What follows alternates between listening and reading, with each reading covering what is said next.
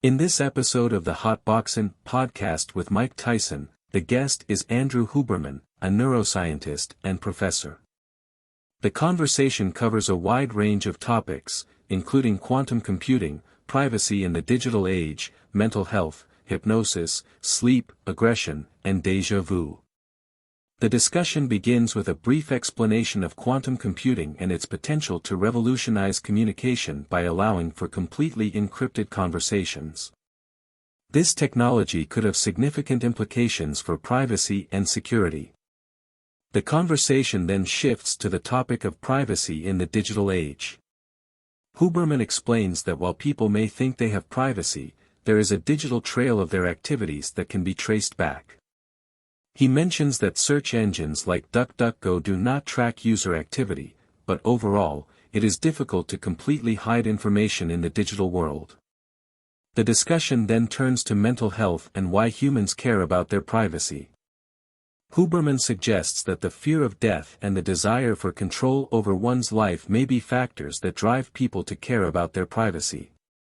He also mentions that trauma can have a significant impact on mental health and that trauma therapy often involves revisiting and processing traumatic experiences.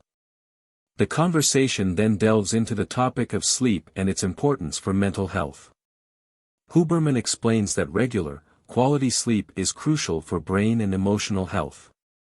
He emphasizes the importance of behaviors such as exercise, sunlight exposure, social connection, and good nutrition for optimal sleep.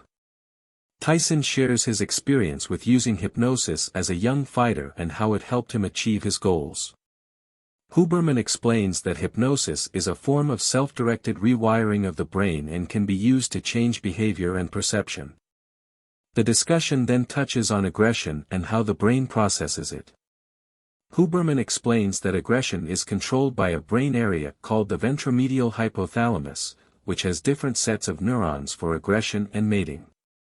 He also mentions that the brain can change its perception of time during high-tension moments, such as during a fight.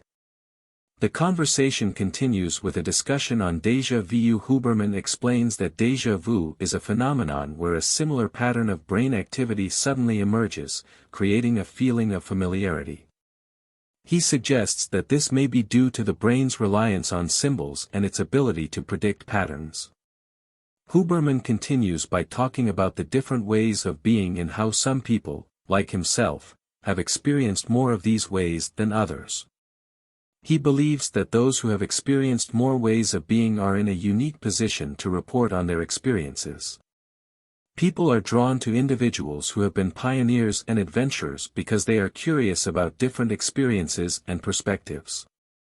They discuss the power of the mind and imagination. Tyson mentions how people in the past used their minds to create things like pyramids in Egypt and wonders if the internet has limited our ability to imagine new things. Huberman agrees and talks about the importance of creativity and imagination in creating new things. They also touch on the topic of life and its meaning.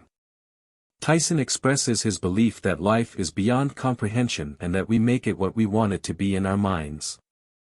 Huberman agrees that life is complex and that scientists are still trying to understand its mysteries. They discuss the history of medicine and how early operations were performed on gladiators. Huberman mentions a book called The Prince of Medicine, that explores the history of medicine and the use of gladiators as specimens for study. The conversation then shifts to the gut microbiome and its connection to the brain. Huberman explains that the gut communicates with the brain and can affect mood and mental health. He mentions the idea that the gut microbiota may be smarter than we think and that we are just vehicles for their proliferation. They discuss the importance of movement and exercise for brain health. Huberman explains that when we exercise, our bones secrete a hormone-like signal called osteocalcin that travels to the brain and helps stimulate memory centers. He emphasizes the importance of movement and how it can improve brain function. They touch on the topic of consciousness and spirituality. Huberman believes that someday there will be a link between science, medicine, and spirituality, but for now, there are still many unanswered questions. He mentions that scientists are trying to understand things and develop treatments for mental and physical health, but they are not focused on answering all the big questions about consciousness. They discuss the idea that we are a storytelling species and that our brains are wired to create narratives about our lives. Huberman mentions that scientists are trying to understand things, but there are still many unknowns. They talk about the control of the masses and how information can be used to manipulate people. Tyson brings up the example of religion and how it can suppress science but also use science to control people. Huberman acknowledges that there may be some truth to this, but he believes that people can have a good relationship with science and still have a sense of higher power. They discuss the importance of finding tools to deal with stress and trauma, especially for individuals who have experienced gun violence and PTSD.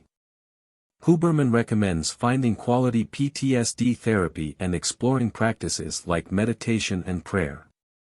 He also mentions real-time tools for calming down, such as deep breathing exercises.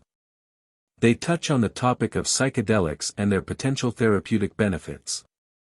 Huberman mentions that psychedelics can broaden the connectivity in the brain and create new associations. He emphasizes the importance of using psychedelics in a clinical setting and under the guidance of professionals. They discuss the experiences of rappers who have dealt with gun violence and PTSD. Huberman recommends finding tools to calm down in real time and seeking therapy for PTSD. He mentions that there are ongoing studies using MDMA to treat PTSD. The conversation ends with Tyson expressing his admiration for Huberman and his work. They discuss the power of the mind and the potential for humans to reconcile and find peace. Tyson thanks Huberman for his time and the interview concludes. Thanks for watching. If you enjoyed the video, make sure to like and subscribe.